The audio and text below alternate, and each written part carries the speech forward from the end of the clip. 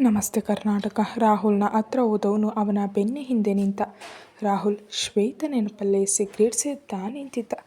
ಮನಸ್ಸಲ್ಲಿ ಹೇಳಲಾರದ ಸಂಕಟ. ದ್ವೇಷದ ಅಗ್ನಿಯಲ್ಲಿ ತನ್ನ ಕೈಯಾರ ಎಲ್ಲ ಸಂಬಂಧಗಳನ್ನು ಕಳ್ಕೊಂಡಿದ್ದ.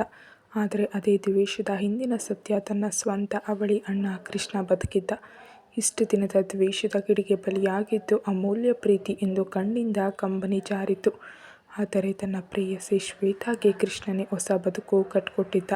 ಅವಳ ಹೊಟ್ಟೆಯಲ್ಲಿ ತನ್ನ ಮಕ್ಕಳು ಬೆಳೀತಿದೆ. ಅವುಗಳನ್ನು ಮುದ್ದಾಡಲು ಕೂಡ ತನಗೆ ಅದೃಷ್ಟ ಇಲ್ಲ.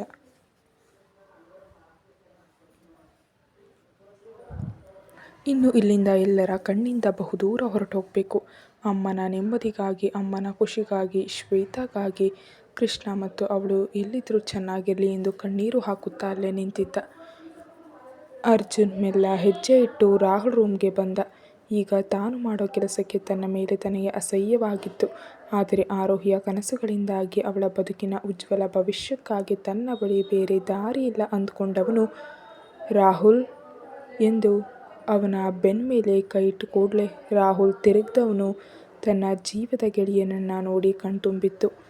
ಒಂದೇ ಮನೆಯಲ್ಲೇ ಇದ್ರೂ ಎಂದಿಗೂ ಅರ್ಜುನ್ ಅವನ ಮುಖವನ್ನು ನೋಡಿ ಮಾತನಾಡಿರಲಿಲ್ಲ. ಕಾರಣ, ಶ್ವೇತಾ ಬದುಕನ್ನು ಹಾಳು ಮಾಡಿದ ಕೋಪಕ್ಕೆ. ಅದು ಅಲ್ಲದೆ ಅರ್ಜುನ್ ಹತ್ರ ಮಾತಾಡಿ ಕ್ಷಮೆ ಕೇಳಬೇಕೆಂದು ಪ್ರತಿ ಸಲ ಕಾಯ್ತಿದ್ದ ರಾಹುಲ್ ಅರ್ಜುನನ್ನು ನೋಡಿದ ಕೂಡಲೇ ಗಟ್ಟಿಯಾಗಿ ಬಿಗಿದಪ್ಪ.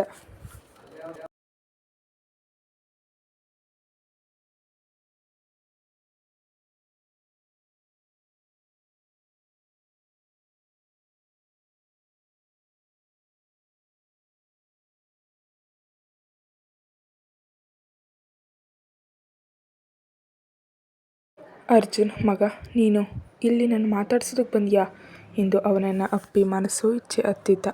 ತನ್ನ ಇಷ್ಟು ದಿನದ ಭಾರ ಕರಗಿದಂತಾಗಿತ್ತು. ಗೆಳೆತನ ಅಥವಾ ಪ್ರೀತಿ ದ್ವೇಷದ ಮುಂದೆ ಗೆದ್ದೆ ಗೆಲ್ಲುತ್ತೆ ಅನ್ನೋದಕ್ಕೆ ರಾಹುಲ್ ಸಾಕ್ಷಿಯಾದ.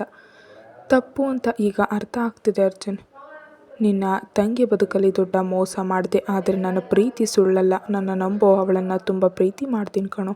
ನನ್ನ ಕ್ಷಮಿಸ್ಬಿಡು. ನಿನ್ನ ತಂಗಿ ನಿನ್ನ ಬದುಕಲ್ಲಿ ಎಷ್ಟು ಮುಖ್ಯ ಅಂತ ಗೊತ್ತು ಕಣೋ.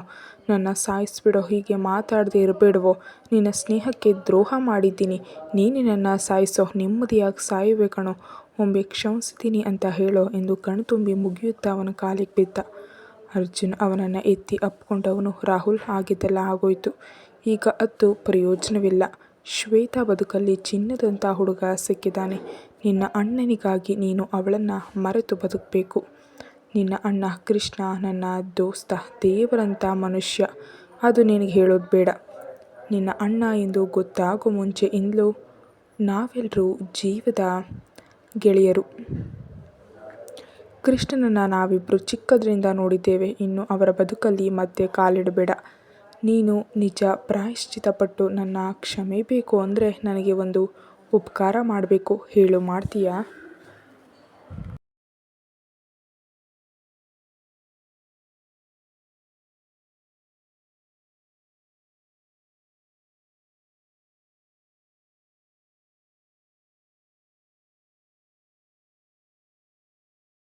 ಹೇಳೋ ಎಂದು ಅವನ ಮುಂದೆ ಕೈ ಮುಗಿದ. ರಾಹುಲ್ ಅವನನ್ನು ನೋಡುತ್ತಾ ಮುಗಿದ ಕೈ ಚುಂಬಿಸುತ್ತಾ ಆ ಕೈಗಳನ್ನು ತನ್ನ ಎದೆ ಮೇಲೆ ಇಟ್ಕೊಂಡವನು, ಲೋ, ಕೈ ಮುಗಿಬೇಡ ಕಣೋ. ಇದು ಬರೀ ಕೈಯಲ್ಲ.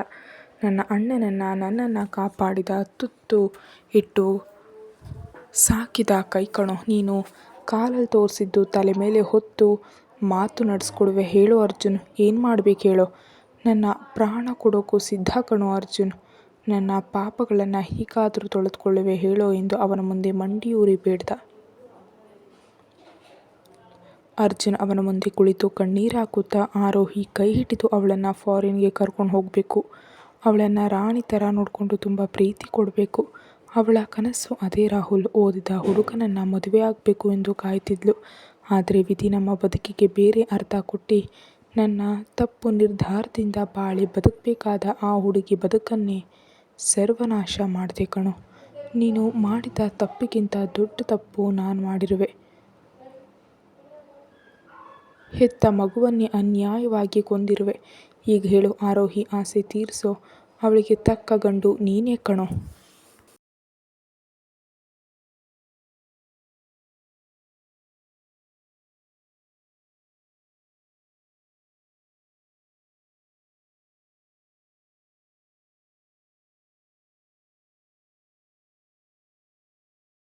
ಈಗ ನನ್ನ ಮುಂದೆ ನಿನಗಿಂತ ಒಳ್ಳೆ ಹುಡುಗ ಬಿಟ್ಟರೆ ಬೇರೆ ಯಾವ ಹುಡುಗನನ್ನು ನೋಡಿ ಆರೋಹಿಗೆ ಮದುವೆ ಮಾಡಲಾರೆ.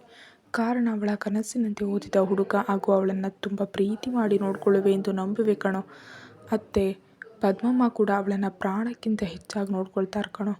ತಾಯಿಯಂತೆ ಆರೋಹಿಯನ್ನು ನೋಡ್ಕೊಳ್ಳೋ ಮನೆ ಹುಡುಕಿದ್ರೂ ಸಿಗಲ್ಲ. ಮಾತು ಕೊಡೋ ಆರೋಹಿಗೆ, ನನಗೆ ಡಿವೋರ್ಸ್ ಬೇಗ ಸಿಗುತ್ತೆ. ನೀನು ದಯವಿಟ್ಟು ಅವಳಿಗೆ ಒಂದು ಸುಂದರವಾದ ಬದುಕು ಕಟ್ಕೊಡು. ನನಗೆ ಗೊತ್ತು ಸ್ವಾತಿ ನೀನು ಹೆಂಡತಿ ಅಲ್ಲ, ಅದು ನಾಟಕ ಅಂತ ಅಂದು ಪದ್ಮಮ್ಮ ನೀನು ಮಾತಾಡಿದ್ದು ಎಲ್ಲವನ್ನ ಕೇಳಿಸ್ಕೊಂಡೆ. ಹೇಳು ರಾಹುಲ್, ಈ ನಿನ್ನ ಗೆಳೆಯನ ಆಸೆ ತೀರಿಸೋ, ಈ ಒಂದು ಸಹಾಯ ಮಾಡಿ ಪುಣ್ಯ ಕಟ್ಕೊಳ್ಳೋ ಮಗ ಎಂದು ಕೈ ಮುಗ್ದ.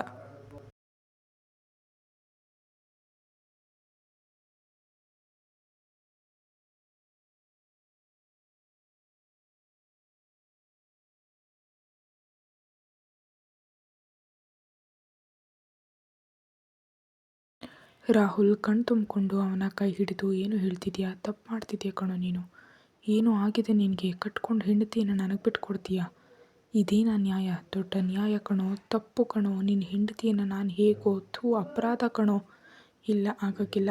ಇದು ನನ್ನ ಕೈಯಲ್ಲಾಗಲ್ಲ. ದಯವಿಟ್ಟು ಬೇಡ ಅರ್ಜುನ್ ಎಂದು ಅವನಿಗೆ ಬೆನ್ನು ಹಾಕಿ ನಿಂತ.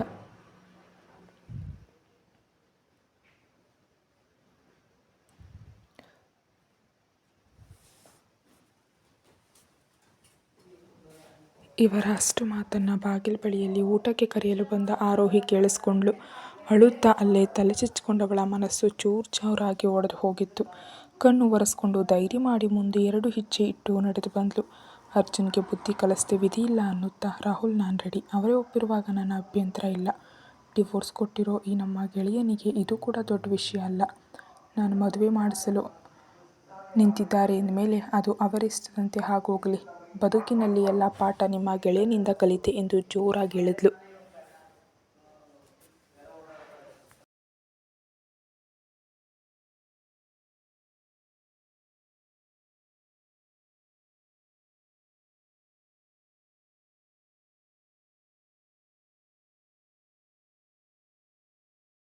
ಅದನ್ನು ಕೇಳಿ ಬಾಗಿಲು ಬಳಿ ಆರೋಹಿನ ನೋಡಿದ ಇಬ್ಬರು ತಲೆ ಬಗ್ಸಿದ್ರು. ಅವರ ಹತ್ರ ಬಂದ ಆರೋಹಿ ಕಣ್ಣೀರು ತುಂಬಿಕೊಂಡು ಅರ್ಜುನನ್ನೇ ನೋಡುತ್ತಾ, ನಾನು ರೆಡಿ. ಇದೇ ಮನೆಯಲ್ಲಿ ನೀನೇ ನಿನ್ನ ಕೈಯಾರ ನನ್ನ ಮದುವೆಯನ್ನು ಮಾಡಬೇಕು. ನನ್ನ ಕೈಯನ್ನು ಈ ನಿನ್ನ ಗೆಳೆಯನ ಕೈ ಕೊಡು. ನಿನ್ನ ಹುಚ್ಚಾಟಕ್ಕೆ ನಾನು ಇನ್ನೇನು ಮಾಡೋಕ್ಕಾಗಲ್ಲ. ಇದು ನಡೆದು ಹೋಗಲಿ ಎಂದು ಹೇಳಿ ಅಲ್ಲಿ ಕ್ಷಣವೂ ನಿಲ್ಲದೆ ಅಳುತ್ತಾ ಓಡಿ ಹೋದ್ಲು.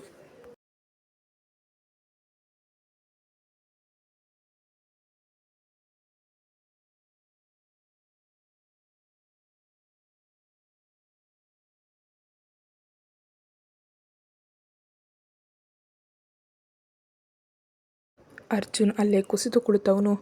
ಆದರೆ ಅವನ ನಿರ್ಧಾರ ಅವನಿಗೆ ಹೆಚ್ಚು ನೋವು ಕೊಟ್ಟಿತ್ತು. ರಾಹುಲ್ ಅವನ ಮುಂದೆ ಕೈ ಮುಗಿದು, ಬೇಡ ಕಣೋ, ತಪ್ಪು ಮಾಡ್ತಿದ್ಯಾ ಅರ್ಜುನ್ ಅಂದರೂ ಕೇಳದೆ ಅವನ ಕೈಯನ್ನು ಹಿಡಿದು ಹೊರಗೋದ.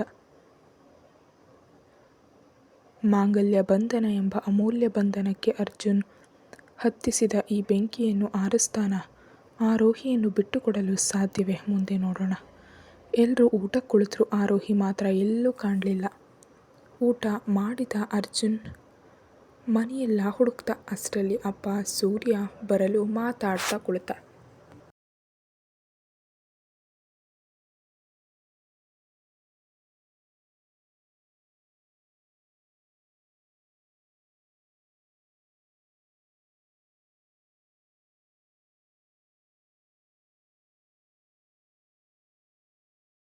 ಅದನ್ನು ನೋಡಿದ ರಾಹುಲ್ ಆರೋಹಿ ಹತ್ರ ಮಾತಾಡಬೇಕು ಎಂದು ಹುಡ್ಕೊಂಡು ಹೋಗಿದ್ದ. ಅವಳು ಟೆರೇಸ್ ಮೇಲೆ ಕುಳಿತವಳು ಆಕಾಶವನ್ನು ನೋಡುತ್ತಾ, ಇದೆಂಥ ವಿಪರ್ಯಾಸ. ಕಟ್ಕೊಂಡ ಗಂಡನೇ ಇನ್ನೊಬ್ಬನಿಗೆ ನನ್ನ ಮದುವೆ ಮಾಡಿಕೊಡೋದು ಪ್ರೀತಿನ? ನಿನ್ನ ಬುದ್ಧಿಗೆ ಅದೇನು ಮಂಗ್ ಬೆಳೆದಿದೆ? ನನಗೆ ಅರ್ಥ ಆಗ್ತಿಲ್ಲ. ಅರ್ಜುನ್, ಯಾಕೆ ಹೀಗೆ ಮಾಡ್ತಿದ್ಯಾ ಹಿಟ್ಲರ್ ಮಾಮ? ನನಗೆ ಬೇಕಾದದ್ದು ನೀನು ಅಂತ ನಿಂಗೆ ಅನಿಸಲ್ವಾ? ನಿನಗೆ ಯಾವಾಗ ಅರ್ಥ ಆಗುತ್ತೆ ಅರ್ಜುನ್? ಪ್ರತಿ ಸಲ ನೀನು ಮಾಡೋ ತಪ್ಪು ಒಪ್ಕೊಳ್ತಿದ್ದೆ, ಆದರೆ ಈ ನಿರ್ಧಾರವನ್ನು ಹೇಗೋ ಒಪ್ಕೊಳ್ಳಿ. ನಿನ್ನ ಮನಸ್ಸಿನ ಮೂಲೆಯಲ್ಲಿ ಆದರೂ ನಾನಿರುವೆ ಅಂದ್ಕೊಂಡೆ, ಆದರೆ ನನ್ನ ನೀನು ಇನ್ನೊಬ್ಬನಿಗೆ ಮದುವೆ ಮಾಡಿಕೊಟ್ಟು ಅದ್ಯಾವ ನ್ಯಾಯ ತೀರ್ಪು ಕೊಡಲು ಹೊರಟಿರುವೆ ಕಣೋ. ಅಯ್ಯೋ, ನನ್ನ ಬಾಳನ್ನು ನಿನ್ನಿಷ್ಟ ಬಂದ ಹಾಗೆ ಆಡಿಸ್ತಾ ಇದೀಯ. ಒಂದು ಮಾತು ನನಗೆ ಏನಿಷ್ಟವೆಂದು ಮನಸ್ಸು ಬಿಚ್ಚಿ ನನ್ನ ಹತ್ರ ಮಾತಾಡಬೇಕು ಅಂತ ನಿನಗೆ ಅನ್ನಿಸ್ಲಿಲ್ವಾ?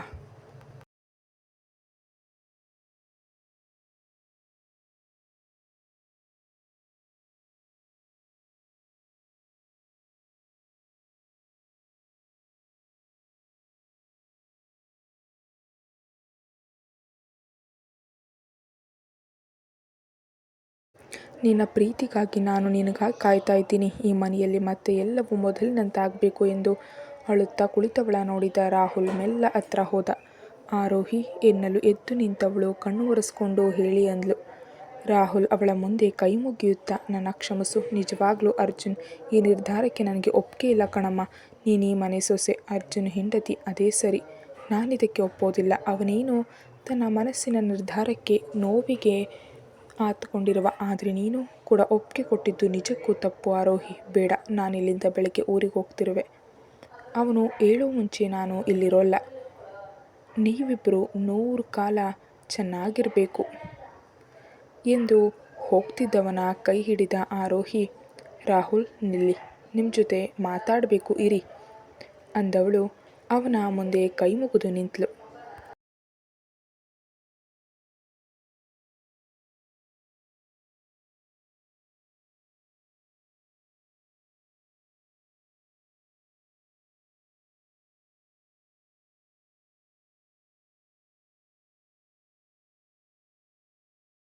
ನನಗೆ ಗೊತ್ತು ಅರ್ಜುನ್, ಬುದ್ಧಿ ತಲೆ ಎರಡೂ ಕೆಟ್ಟಿದೆ. ಅದಕ್ಕೆ ಕಾರಣ ಅವನಲ್ಲಿರುವ ಭಯ.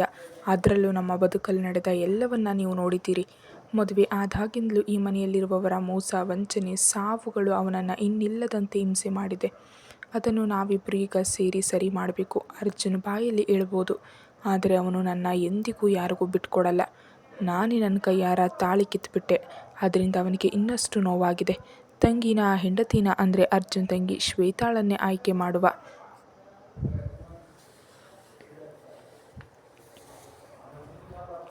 ಕಾರಣ, ನನಗೆ ಅಮ್ಮ ಇದ್ದಾರೆ, ನನ್ನದೇ ಕುಟುಂಬ ಇದೆ.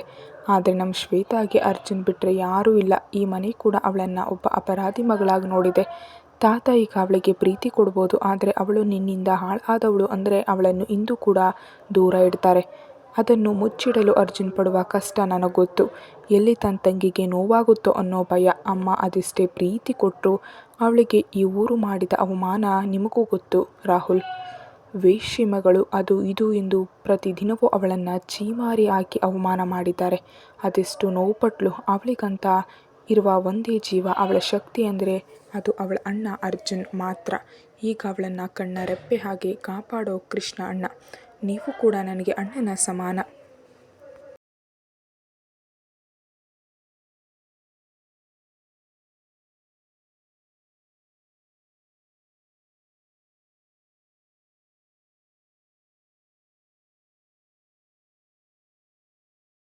ಅದನ್ನು ಅರ್ಜುನ್ಗೆ ತಿಳಿಸ್ಬೇಕು. ನನ್ನ ಭವಿಷ್ಯ ಅವನ ಜೊತೆಗೆ ಮಾತ್ರ ಎಂದು ತಿಳಿಸ್ಕೊಡ್ಲೇಬೇಕು. ಈ ಮಾಂಗಲ್ಯ ಬಂಧನ ಉಳಿಸ್ಬೇಕು. ಈ ಕಾಲದಲ್ಲಿ ತಂಗಿಯನ್ನು ಕಡೆಗಣಿಸೋ ಜನರಿರುವಾಗ ಶ್ವೇತಾಳನ್ನು ತನ್ನ ಕುಲದ ದೈವದ ಹಾಗೆ ತಲೆ ಮೇಲೆ ಹೊತ್ತು ತಿರುಗಿಸುವವನು ಅವಳ ಅಣ್ಣ ಮಾತ್ರ. ಅಂತಹ ವ್ಯಕ್ತಿ ಪುಣ್ಯವಂತ, ನನ್ನ ಗಂಡ ಅಂತ ಹೆಮ್ಮೆಯಿಂದ ಹೇಳುವೆ. ಅವನಿಗೆ ನನ್ನ ಮೇಲೆ ಪ್ರೀತಿ ಖಂಡಿತ ಇದೆ ರಾಹುಲ್. ಆದರೆ ಅಲ್ಲಿ ನನ್ನ ಮೇಲಿನ ಪ್ರೀತಿ ಶ್ವೇತಾಳನ್ನು ಅವನಿಂದ ದೂರ ಮಾಡುತ್ತೆ ಅನ್ನೋ ತಪ್ಪು ಕಲ್ಪನೆ, ಭಯಕ್ಕೆ ಅಂದು ವಿಷ ಹಾಕಿರುವೆ ಎಂದು ನಂಬಿಟ್ಟ. ಅವನಿಗೆ ನನ್ನ ಪ್ರೀತಿ ಬಗ್ಗೆ ಚೆನ್ನಾಗಿ ತಿಳಿದಿದೆ. ಈಗ ನೀವು ನಾನು ಒಂದಾಗಿ ಎಲ್ಲವನ್ನ ಸರಿ ಮಾಡಬೇಕು. ಹೇಳಿ, ನನಗೆ ಸಹಾಯ ಮಾಡ್ತೀರಾ ಎಂದು ಕೇಳಿದವಳ ನೋಡುತ್ತಾ ತಾನು ಕೈ ಮುಗಿದ.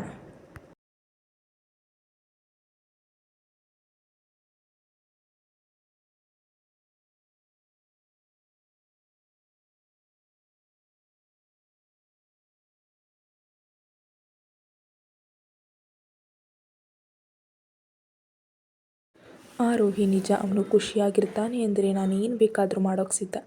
ಇಷ್ಟು ದಿನ ಅವನಿಗೆ ಮೋಸವನ್ನೇ ಮಾಡಿ ನಾನು ಕೂಡ ನಂಬಿಕೆ ದ್ರೋಹ ಮಾಡಿ ಅವನಿಗೆ ಹಿಂಸೆ ಕೊಟ್ಟಿರುವೆ. ತುತ್ತು ಹಾಕಿದ ಈ ಮನೆಗೆ ಕೆಟ್ಟದ್ದೇ ಮಾಡಿರುವೆ. ಇನ್ನಾದರೂ ಒಳ್ಳೇದು ಮಾಡುವೆ. ಹೇಳು ಆರೋಹಿ, ನಾನೇನು ಮಾಡಬೇಕು ಎಂದು ಕೇಳಿದ. ಆರೋಹಿ ಅವನ ಕೈ ಹಿಡ್ಕೊಂಡು ಪದ್ಮ ಅಮ್ಮನ ರೂಮಿಗೆ ಹೋದ್ಲು. ಪದ್ಮ ಇಬ್ಬರನ್ನು ನೋಡಿ ಆಶ್ಚರ್ಯವಾಯಿತು. ಯಾಕಂದರೆ ರಾಹುಲ್ ಆರೋಹಿ ಎಂದಿಗೂ ಮಾತಾಡಿದ್ದು ಕೂಡ ಪದ್ಮ ನೋಡಿರಲಿಲ್ಲ. ಆದರೆ ಇಂದು ಕೈ ಹಿಡಿದು ಬಂದಾಗ ಕಣ್ಣು ಮಿಟುಕಿಸದೆ ನೋಡಿದ್ಲು. ಅಮ್ಮ, ನಾನು ಮಾತಾಡಬೇಕು ಎಂದು ಹೇಳಿದಾಗ ಪದ್ಮ ಅವನನ್ನೇ ನೋಡುತ್ತಾ, ಹೇಳು.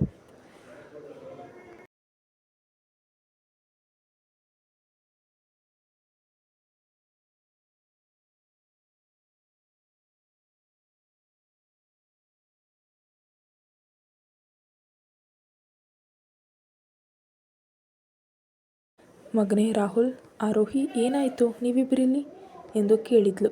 ರಾಹುಲ್ ಆರೋಹಿ ಕೈ ಹಿಡಿದು ಇರುವ ವಿಚಾರ ಎಲ್ಲವನ್ನ ಹೇಳ್ದ. ಪದ್ಮ ಅವರ ಮಾತು ಕೇಳಿ ಅಲ್ಲೇ ಕುಳಿತವಳು ಯೋಚಿಸಿದ್ಲು. ಮನಸ್ಸಿಗೆ ತುಂಬ ನೋವಾಯಿತು. ಎಲ್ಲರೂ ಸೇರಿ ಗುಟ್ಟಾಗಿ ಮಾತಾಡಿ ಒಂದು ನಿರ್ಧಾರಕ್ಕೆ ಬಂದರು.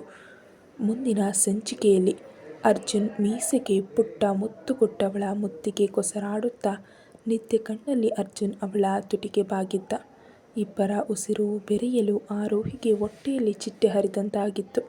ಹಳೆಯ ಪ್ರೇಮ ಪ್ರಣಯಗಳೆಲ್ಲ ಕಣ್ಮುಂದೆ ಬಂದಿತ್ತು. ಮುತ್ತಿಗೆ ಮಕ್ಕಳಾಗಲ್ಲ ಕಣೆ ಅಂದ ಅರ್ಜುನ್ ನೆನಪಿಗೆ ಬಂದು ನಕ್ಕವಳು ದಿನಕ್ಕೆ 10 ಮುತ್ತು ಎಂದು ತುಂಟನಿಗೆ ಬೀರಿದ್ಲು.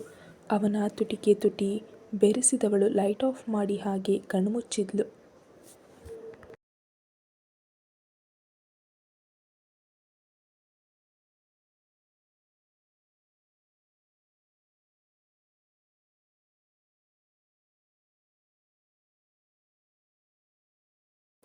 ಮಧ್ಯರಾತ್ರಿಗೆ ಎಚ್ಚರ ಆದವನಿಗೆ ಎದೆ ಭಾರ ಎಂದೆನಿಸಿತು.